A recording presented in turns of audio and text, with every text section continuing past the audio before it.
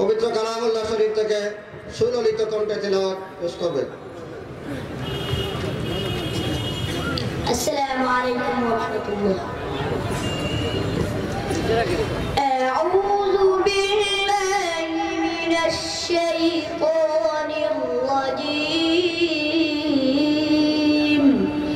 بسم الله الرحمن الرحيم.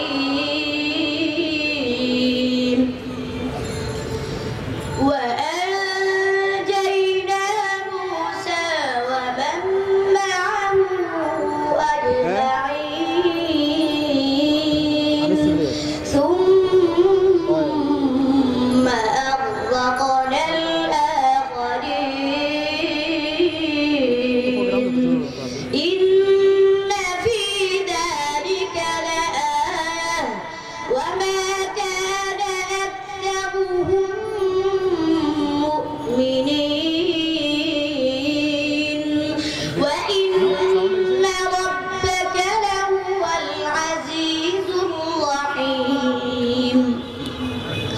واتل عليهم نبأ إبراهيم إذ قال لأبيه وقومه ما تعبدون قالوا نعبد أصناما فنظل لها عاكفين. قال هل يسمعونكم إذ تدعون أو ينفعونكم أو يضرون قالوا بل وجدنا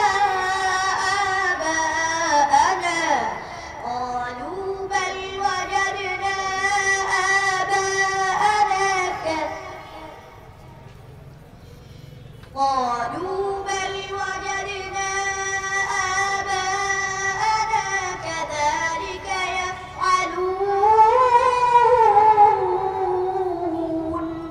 قال أفرأيتم ما كنتم قالوا نعبد أصناما فنظل لها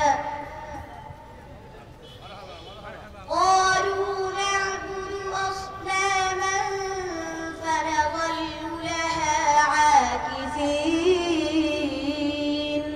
قال هل يسمعونكم إذ تدعون